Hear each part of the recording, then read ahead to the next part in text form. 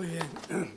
Muy buenas tardes a todas y a todos, querida presidenta, señoras y señores diputados. Agradezco muchísimo a sus señorías el poder hacer esta comparecencia para poder mostrar nuestro joven foro social de la discapacidad visual, que lleva poco tiempo de existencia, 3 años. Entonces, en ese sentido, comparezco aquí, como bien ha dicho la presidenta, como coordinador de este foro. Este foro que representa pues la voluntad de acción conjunta de ahora mismo 15 entidades sociales y 3 sindicatos que trabajan en el sector de la discapacidad visual, con lo cual pues queremos hacer una labor no tanto desde la perspectiva de una asociación concreta, sino hacer un mínimo común denominador de la problemática de la discapacidad visual e incidir en ella. E incidir un poco con el estilo de los foros sociales, que no son organizaciones estructuradas en unos grupos de interés concretos, sino que son elementos de reflexión, ¿no? Como decía, llevamos 3 años de actividad y quizá la primera incógnita que surge es ¿por qué surge el Foro Social de la Discapacidad Visual? Bueno, pues mirando la panorámica general de la discapacidad visual, la verdad es que existen razones diversas, porque las entidades que lo integran y los sindicatos que lo integran, pues tienen sus propias necesidades más o menos acuciantes. Por eso han sido entidades fundantes de esta entidad o superentidad que es el foro. Actualmente somos 18 entidades, 15 entidades sociales y los 3 sindicatos que citaba. También hay 230 inscritos a título individual, porque hemos abierto también esa ventana de que personas interesadas a título individual puedan participar. Pero los grupos aglutinan a mucha más gente. Por lo tanto, quiere decir que es extensiva la parte activa del movimiento, ya que está formado por entidades y por personas individuales. ¿Cuál es el sentido último? Pues un poco en la línea que decía de la existencia de los foros sociales, que son más bien de ámbito informal, pero que conjugan un poco las demandas que existen en el sector. Por eso yo diría muy sencillamente que es su finalidad, su sentido último, promover ideas, iniciativas y también proyectos para la mejora de la calidad de vida de las personas con discapacidad visual en diferentes aspectos. Funcionalmente es un lugar para el encuentro y es un espacio abierto al diálogo y al intercambio y también al debate de propuestas. Por lo tanto, pretendemos aportar esa reflexión. Las conclusiones que hemos ido adoptando en los 3 foros celebrados hasta ahora indican una acción reivindicativa, pero que no quiere decir, diríamos, virulenta, sino totalmente pacífica. Pero principalmente nos dirigimos, por un lado, a las administraciones públicas de los distintos ámbitos y también a las grandes instituciones especializadas, pues para defender esos intereses y derechos de los colectivos de la discapacidad visual. El primer foro, todos los foros se han celebrado aquí en sede parlamentaria. Entonces, el primer foro tuvo lugar el 21 de octubre de 2022 y tuvimos 8 mesas de trabajo, porque lo que pretendíamos era hacer una foto de la situación social de la discapacidad visual. Luego sacamos un pequeño folleto de conclusiones que está casi agotado, pero no obstante, al igual que he hecho con el segundo, con el segundo documento de conclusiones, voy a intentar hacérselo llegar porque es más sintético y quizá se trabaje con más rapidez. Bueno, pues tras la primera experiencia de ese foro de 2022, se crean, por un lado, el Grupo Motor. El Grupo Motor es una especie de ejecutiva estatal que se reúne pues, con una periodicidad bimestral o trimestral y que sigue la actuación del foro en base a un documento organizativo que nos dimos en esa primera fase y que aprobamos en ella para poder llevar a cabo esta actuación. Pero sobre todo, tiene más importancia, el que creamos 5 grupos de trabajo para las distintas materias. Ahora son ya 6, porque se ha incorporado un nuevo grupo de derechos sociales, como ahora mismo diré. El segundo foro tuvo lugar el 17 de noviembre de 2023 y casi nos lo pisa la segunda investidura del señor Sánchez, puesto que fue el día 16. Estuvimos temblando hasta el último minuto de que nos iban a impedir la celebración, pero afortunadamente encajó la cuestión y pudimos hacerlo. Y ahí tocamos una materia muy importante, que es los servicios sociales y la discapacidad. Se ha hecho referencia en estas intervenciones tanto en la parte de las personas interesadas como en la parte de los señoras y señores diputados, pues se ha hecho mucha referencia a esto y es muy importante y quiero resaltarlo porque es necesario que el tema de los servicios sociales, de la atención social, esté en la agenda política y, si es posible, llevarla de la agenda política a la incidencia política para que se den respuestas mucho más atinadas y acertadas en cada momento a las necesidades. Invitamos a 2 grandes expertos en esa sesión. Don Luis José Nogués, que es profesor honorífico de Trabajo Social de la Universidad Complutense, y don Fernando Fantova, del País Vasco, es consultor, pero fue viceconsejero de Política Social del Gobierno vasco. Y en esa sesión, en ese segundo foro, presentaron sus informes los 5 primeros grupos de trabajo. Voy a decir simplemente las materias para que tengan en cuenta, aparecen ahí en la documentación que les hemos enviado, pero rápidamente lo digo. El primer grupo se refiere a la accesibilidad universal y al acceso a las nuevas tecnologías, un tema absolutamente crucial para la inclusión social. El segundo grupo se refiere a la baja visión y a otras discapacidades añadidas a la visual.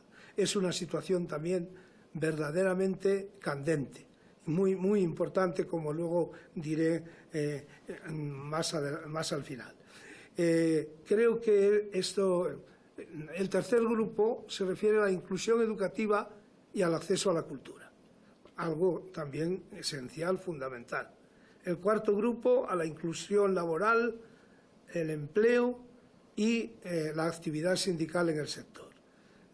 Y al final, el quinto grupo se refiere a colectivos específicos, mujer, mayores, jóvenes, ya que los niños están bastante bien representados en entidades como Incluye, que forma parte de nuestro foro, incluso también Cataratas Congénitas, en fin, la Asociación Igualar, todas estas trabajan en este ámbito de niños y jóvenes. Por tanto, creo que el documento que tienen, que se les ha distribuido, representa bien lo que es el trabajo del foro.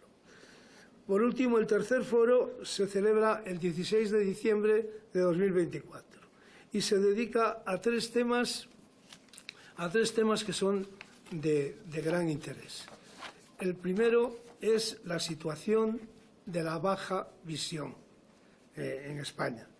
Lo presentó Acción Visión España y tienen ahí el resumen de lo que dijeron, pero este tema de la baja visión para nosotros diríamos que es un puntal en el desarrollo de nuestro foro y lo relataré más al final.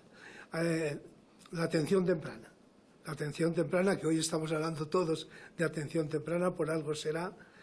Contamos en ese momento y en el texto que saldrá en su momento y les reenviaré, de una gran pionera de la atención temprana en España, doña Rosa Lucerga Revuelta, que ya desde 1983, en que se firmó el acuerdo marco entre el Ministerio de Educación, la ONCE y el Inserso, pues lideró el Grupo de Madrid de Atención Temprana, que a la vez que el Grupo de Barcelona fueron los primeros que trabajaron, pero luego se extendió, yo creo, si no tengo error en la apreciación, a todo el territorio. A lo mejor no ha sido en todos con el mismo grado de intensidad, pero creo que logramos extenderla a todo el territorio en aquel momento. Y además, en esta sesión del foro, en la tercera, se hizo la presentación de un cuestionario, porque nosotros estamos obsesionados con conocer la realidad de la atención temprana en todo el Estado. Y entonces hemos elaborado un cuestionario, lo hizo precisamente nuestro nuevo grupo de derechos sociales, y tiene dos facetas, una el cuestionario dirigido a familias y otro el dirigido a profesionales. Está en este momento en distribución y estamos empezando a recibir las primeras respuestas. Por lo tanto, en su momento elaboraremos un informe, aunque ya veo que todo el mundo está muy implicado en el tema de la atención temprana, tema que resulta absolutamente imprescindible para la atención social de las niñas y niños con discapacidad visual. Por último, tratamos el tema del consumo accesible. El consumo accesible en estos momentos, en nuestra realidad social, es algo también fundamental para la vida cotidiana de las personas con discapacidad visual. Tuvimos a dos ponentes, activistas, Fernando García Soria, que es ahora portavoz de la Comisión de Diversidad y Accesibilidad de la FRAN, de la Federación Regional de Asociaciones Vecinales de Madrid, y también José Ángel Carrey, de Cataluña, de la Asociación Catalana per la Integració de Cecs, ACIC, que son verdaderos luchadores en el terreno de la accesibilidad y en el terreno del empleo. Por lo tanto, es una de las entidades que forma parte también de nuestro foro. Y también informamos sobre una campaña que estamos haciendo muy urgente y muy necesaria, que es bueno que tomen nota de ella, y es la adaptación de los datáfonos. Los datáfonos que existen en este momento no son accesibles para las personas ciegas, para las personas con discapacidad visual grave, porque no es posible con las pantallas planas conseguir tener autonomía personal para poder manejar una cosa que es muy sensible, y es que puede dar lugar, pues, lamentablemente, a equívocos y, sobre todo, incluso a actuaciones ilegales, ¿no? Y, por lo tanto, estamos trabajando con todas las grandes entidades. En este momento está la campaña en marcha y esperamos encontrar una respuesta más pronto que tarde, si es posible en este marco que nos hemos dado antes de final del mes de junio. No sé si llegaremos, pero al menos lo estamos intentando. Y en este sentido, pues decir que todas estas cuestiones van a ir en el documento del tercer foro, que, como he dicho, ya les pasaremos. Hemos celebrado algunas entrevistas importantes con la Administración. Por un lado, con el director general de Coordinación Jurídica de la Vicepresidencia Segunda del Gobierno, donde hablamos de la realidad del empleo de las personas con discapacidad, en toda la dialéctica que se produce entre el empleo protegido, el empleo ordinario y, por supuesto, la adaptación de los puestos de trabajo como una cuestión fundamental, así como en lo que es la incentivación del empleo de personas con discapacidad. Estuvimos también reunidos con la Dirección General de Infancia del Ministerio de Juventud e Infancia. Y en este caso, pues tuvimos la posibilidad de dialogar sobre el tema de la atención temprana igualmente, aunque el Ministerio de Juventud e Infancia no tiene competencias directas, pero sí apoya a los ministerios de Derechos Sociales y al Ministerio de Sanidad en esta cuestión. nos han prometido invitarnos a la presentación de la nueva estrategia que se ha aprobado por los consejos territoriales de sanidad y por el de servicios sociales y atención a la dependencia, y esperamos que esta estrategia sirva, como se ha dicho ya por aquí, pues que sirva realmente para dar un impulso a la atención temprana. Lo que sí tenemos pendiente es una entrevista con el Ministerio de Sanidad, y la materia principal de esa entrevista es los servicios públicos de rehabilitación visual, porque las personas con baja visión que no pueden estar afiliadas a la ONCE tienen un grado de desatención realmente muy grave, y tenemos que intentar que haya unos servicios públicos que garanticen esa rehabilitación visual y que permitan que esas personas tengan el apoyo no solo oftalmológico, que es obvio, sino también el psicológico, el social, para su inclusión educativa, para su acceso al empleo y para, en definitiva, su inclusión social en general. También otro tema que tenemos pendiente con Sanidad es el IVA de los productos necesarios para la vida diaria de las personas con discapacidad visual. En definitiva, los temas en los que estamos trabajando más intensamente son sobre todo la baja visión, que la tenemos como prioridad absoluta, porque la afiliación a la ONCE llega hasta el 0,1%, o sea, en el ojo de mayor visión de la persona. Entre el 0,1 y el 0,3, esa desatención, como acabo de decir, es muy grave, tanto por las administraciones como por la propia ONCE. Es decir, la ONCE ya no los tiene como afiliados y las administraciones públicas no tienen previsión de este tipo de servicios. Si hay un dato que quiero dar, y lo digo con la mayor tranquilidad y sin acritud alguna, pero es que la ONCE tiene autorización estatutaria para subir ese nivel ese límite hasta el 0,2. Sin embargo, y a pesar de los intentos que hemos hecho de poner sobre el tapete esta cuestión, a pesar de que los estatutos lo autorizan, como digo, y a pesar de que bastaría un acuerdo del Consejo General de la ONCE, un simple acuerdo para desarrollarlo mediante la circular correspondiente, pues la ONCE se niega a dar este paso. Y no lo decimos gratuitamente, es decir, el 20 de febrero de 2024 mantuvimos una de las asociaciones del foro, la asociación Puedo, que yo presido, mantuvimos una reunión con el presidente del Consejo General y con un vicepresidente segundo, y se nos dijo abiertamente, claramente, que no se iba a hacer porque temían que la demanda les desbordara, algo que sinceramente creo muy relativo. Y entonces nos encontramos con una situación en que la ONCE podría dar un paso fundamental para atender a esta parte de la población y no se quiere hacer en este momento. Sin embargo, se ha creado con toda solemnidad y de forma rimbombante la Fundación ONCE para la Baja Visión. Naturalmente, no es desdeñable nada y el trabajo que pueda hacer la Fundación ONCE para la Baja Visión lo apreciamos, sin ninguna duda, pero no resuelve el problema de fondo, porque no presta servicios directos. Y en este momento las personas afectadas necesitan servicios directos.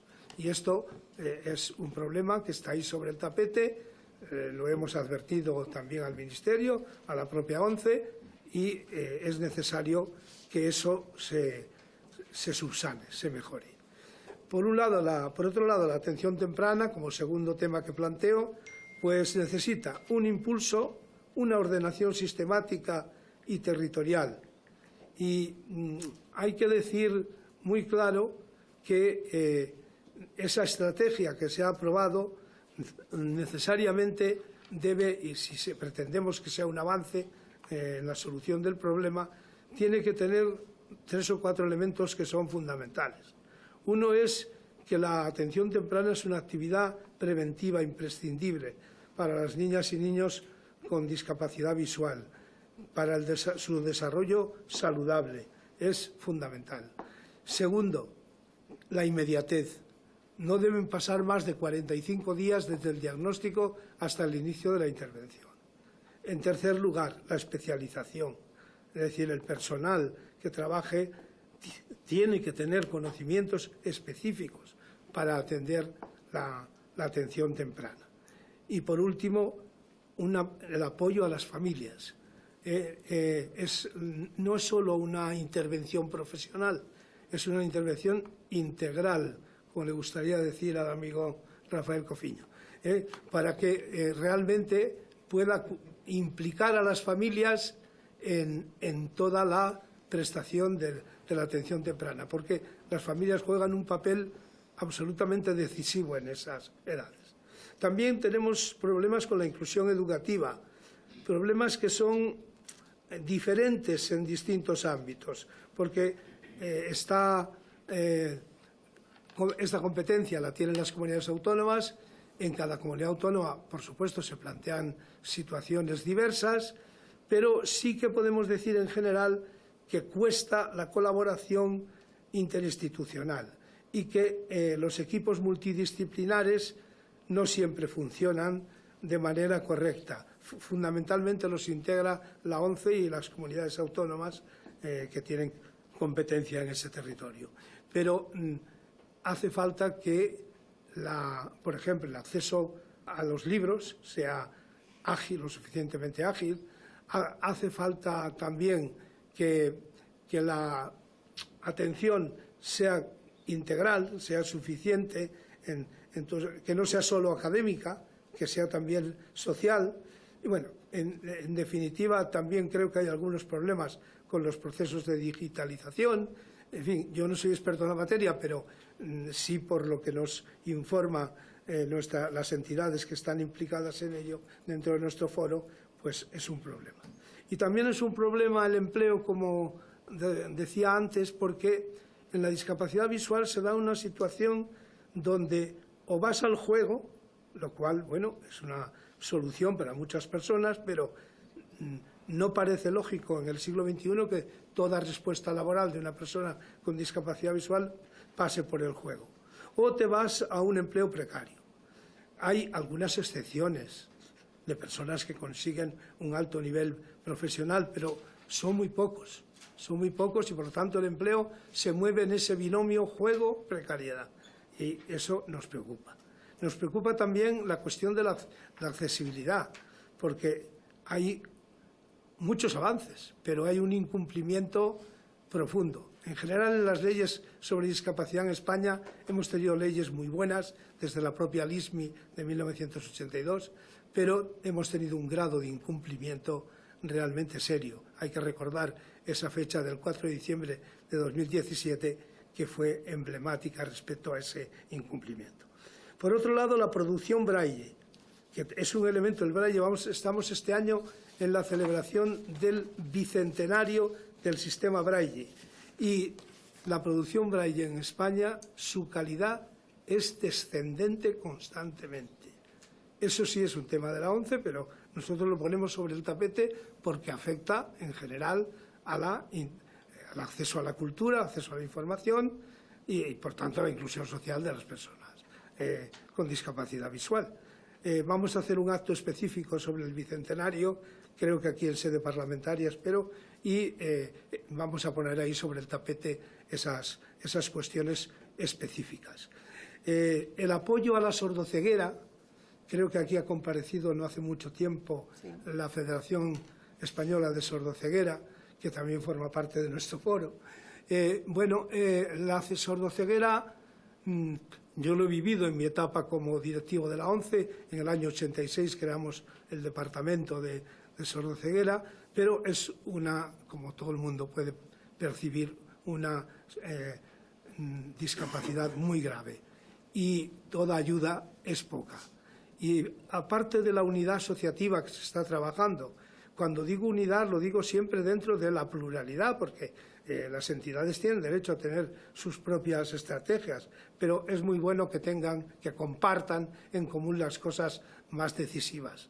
y hace falta una unidad asociativa, por un lado, que creo que se está labrando, pero hace falta también una dotación presupuestaria adecuada a las entidades, porque son servicios muy especializados y, desgraciadamente, esos todavía la Administración pública no los presta, los tendría que prestar y apostamos por ello. El caso de los mayores con discapacidad visual, pues simplemente se mejoraría muchísimo con algunos programas específicos, no sacarlos del entorno del resto de los mayores, para nada, simplemente que algunas atenciones específicas se puedan realizar para mejorar su inclusión y mejorar su calidad de vida. En el caso de los jóvenes también hay un cierto guetismo, y entonces hay que buscar que los jóvenes con discapacidad visual pues se incorporen a su entorno y tengan pues la capacidad de actuar dentro del asociacionismo que existe. En este aspecto, no lo cité antes, pero hemos tenido una reunión y vamos quizá a plantearnos un convenio con el Consejo de la Juventud de España para tratar de mejorar en esa línea de trabajo. En el caso de las mujeres nos preocupan muchos temas, pero uno muy especialmente, y es la vulnerabilidad mayor de los casos de violencia de género en las mujeres con discapacidad visual. Urge adoptar medidas específicas de protección. Nosotros dirigimos cartas al Ministerio de Justicia y al Ministerio de Igualdad, lo haremos también al de Interior, pero estamos estudiando antes lo que es el nuevo pacto de violencia de género para ver si hasta qué punto este pacto recoge esas medidas que permitan las mejoras necesarias. Pero es un tema que sí que nos ha preocupado especialmente y que, desde luego, queremos seguir incidiendo en él si no tiene respuestas adecuadas. En cuanto a la atención a la dependencia, seguimos el anteproyecto de ley de la LAPAZ que se está tramitando. Ha salido el anteproyecto, luego salió a información pública, hemos hecho aportaciones y posiblemente remitiremos enmiendas a los grupos parlamentarios si luego en el texto del proyecto final no vemos recogidas suficientemente nuestras inquietudes. Así que pudiera ser que les llegaran algunas propuestas que obviamente desde la libertad de cada grupo pues pueden contemplar. Y termino diciendo solo una cosa, que la existencia del Foro Social de la Discapacidad Visual tiene un origen también estadístico, y es que la ONCE, la afiliación a la ONCE, o mejor dicho, la ONCE no agota el tema de la discapacidad visual, porque la ONCE tiene, según los datos de la propia entidad, 71.000 afiliados, mientras que el INE señala que en España hay 1.151.000 personas con discapacidad visual. Por tanto, ante esos datos poco más hay que decir. Hay que atender a esa población y, desde luego, tenemos que hacer una provocación a las administraciones, a los gobiernos autonómicos, tanto a la Administración General del Estado como a los gobiernos autonómicos, para que esto empiece a tomarse en serio y entre, como decía al principio, en la agenda política. Muchas gracias. Y a la disposición de usted. Muchas gracias, señor Gayol, por su exhaustiva intervención y explicación de todos los temas que les preocupan. A continuación, habrá un turno